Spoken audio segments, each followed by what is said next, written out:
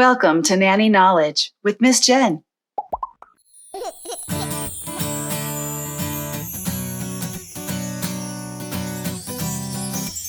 Welcome, mommies, daddies, nannies and grannies, or anyone just looking for a little information about all things baby. I invite you to subscribe to my channel so that you can get updates and notifications every time we post new videos. Give me some thumbs up. In this video, we're going to talk about saying no to your little ones and your toddlers. Also, we're going to cover punishments, repercussions, and consequences. Depending on the age of your child, we're talking toddler to preschool age, they start to learn about consequences and punishments. I don't really like to use the word punishment because it sounds very harsh. We're not necessarily out to scold or hurt or spank. I, for one, don't necessarily feel comfortable with spanking. I'm a nanny. I'm watching other people's children, so that's really not my place. But there is something to say about consequences and repercussions. When your little one is doing something they shouldn't be doing, a lot of times they're just testing. They might just be trying something new, a new behavior, a new lashing out, a new temper tantrum or a way of expressing themselves, their frustrations, their anger, being displeased about something, not getting their way. These are all things that will make your little ones start to act out and show you their emotions, show you that they're angry or upset. It's a wise idea to start pretty young and let them know that there are consequences if they misbehave. My personal preference, not spanking, not a whack on the hand, not a little disciplinary tap. I prefer putting a timeout on the object that's causing the issue. So rather than putting your little one in a chair, in a corner, or sitting on that bottom step to give themselves time to think about what they've done, I prefer to pull the item out of their hand that's causing the issue and almost look at it like, this thing is causing us issues. We need to get rid of this toy or this ball or this whatever it is that's causing the issue. It might be a situation where siblings are fighting over a specific toy. They're arguing and pulling and tugging and screaming and whining about it. It's hard to choose which child gets the toy, who earned it, or whose turn is it. Sometimes it just doesn't work and you can't be logical in a moment like that. So you just have to kind of stop everything, take that toy or that object out of their hand and put it on a shelf or put it up high on the countertop where it's just out of reach and maybe out of sight, out of mind. Just take that moment to stop whatever's happening, stop the arguing, stop the fighting, maybe sit down and have a little talk or take those deep breaths, whatever it is that you do to get things back under control, and treat it as if the child hasn't done something wrong. It's the object that's causing the issue. I've even gone as far as to say, what's going on with this toy or this ball or this block? Why is this causing us so much trouble? Let's take a break from this block or this toy. Let's put it up here and give it a timeout. It needs a timeout rather than us or the child. Approach it in a way that the child doesn't feel like they're in trouble or being punished or even having something taken away from them, but rather that the object that they're playing with and fighting and arguing over is just causing too much trouble and need to get rid of it. At least for a little while, give it a timeout. Maybe even put that object on that bottom step or that chair in the corner or whatever. And maybe that can be your building base to start building up to doing timeouts with your child so that they learn, okay, this object is in a timeout when it does something frustrating or causes me to cry or be fussy. So when it comes time to maybe starting timeouts for your little one and they have to sit on that bottom step or sit in that special little chair in the corner in another room to have that quiet time, then they understand why that's happening and what they've done to get to that point. The reason I, as a nanny, prefer timeouts over spankings and knuckle smacks is I just don't feel like hitting another person sends the right message to a kiddo or a toddler or a baby.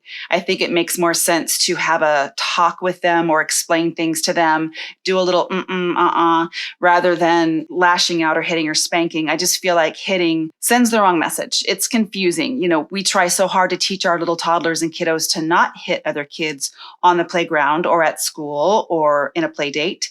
So why then would it be okay for us to physically hit the child, whether it's on the back of their leg or a smack or the belt or whatever? I just feel spanking, not necessarily something that I feel is a thing that we should be doing anymore these days. It's kind of outdated and I don't think it should have ever been there in the first place.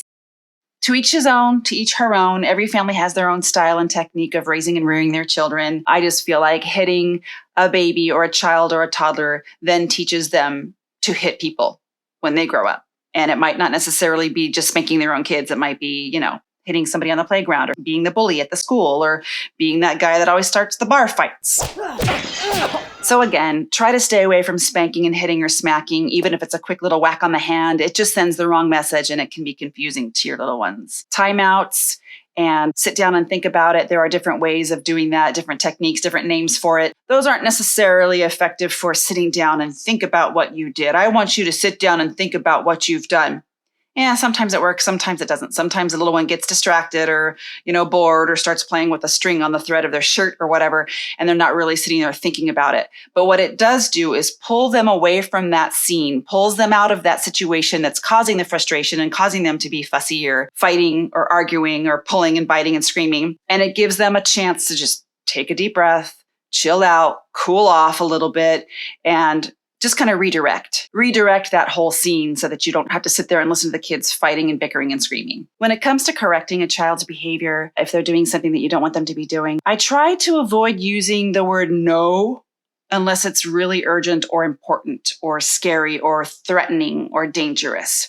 For example, if they're running into the street or they're about to stick their fingers in a plug socket or they're about to pull some glass off of a shelf and break things and hurt themselves, that's when I would say no. That's when I'm comfortable even raising my voice and using N-O. No, this is a definite hard no, we don't do that. That's not safe. If it's just something small and they're just trying to test their boundaries and they're learning about the ins and outs of what's okay to do and what's not okay to do. Can I pull on these strings on the blind pulleys? Or is it okay for me to pull the cell phone off the counter? Those are things that I would just save the no for later and just maybe do a mm-mm. Save the no for an urgent situation. But in other situations, just say, we're not doing that. Or that's not okay. That's not safe. Maybe even stop it.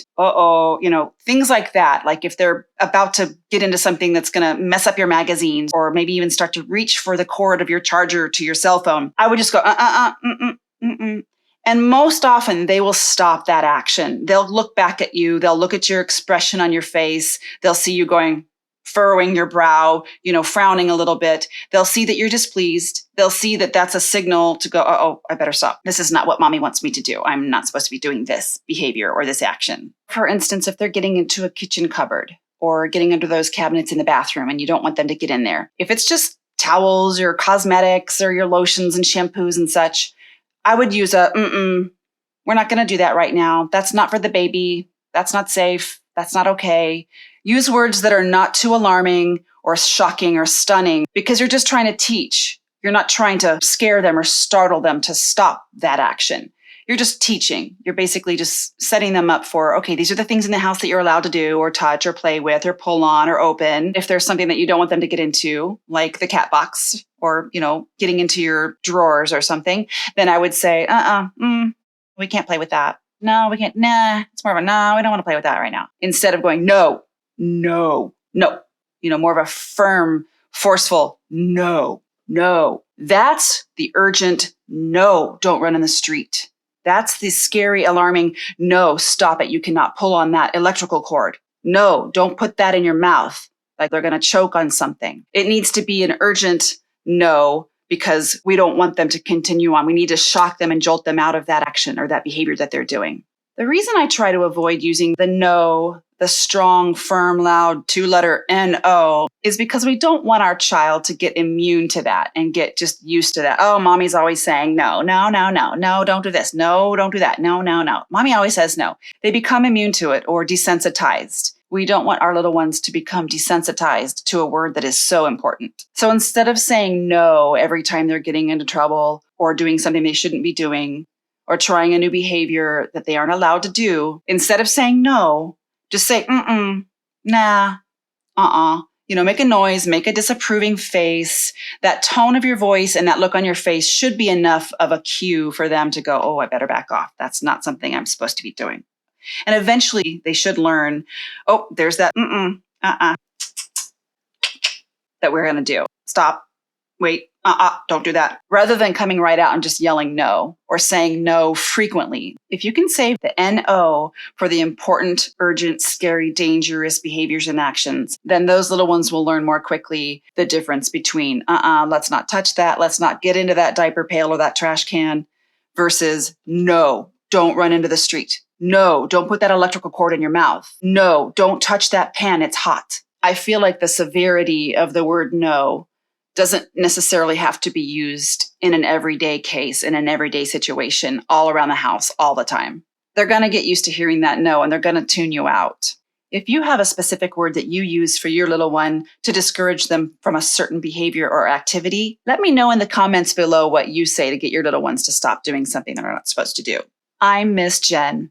Thanks for joining us today on Nanny Knowledge with Miss Jen. Please leave some comments down below. Don't forget to subscribe. Some thumbs up are always nice, and I'll see you next time. Thanks. Being that I'm a nanny, bleh. Rather than coming right out, whatever it is, I invite you to subscribe to my channel so that we can. I'm Miss Jen. Is this thing on? I should pause.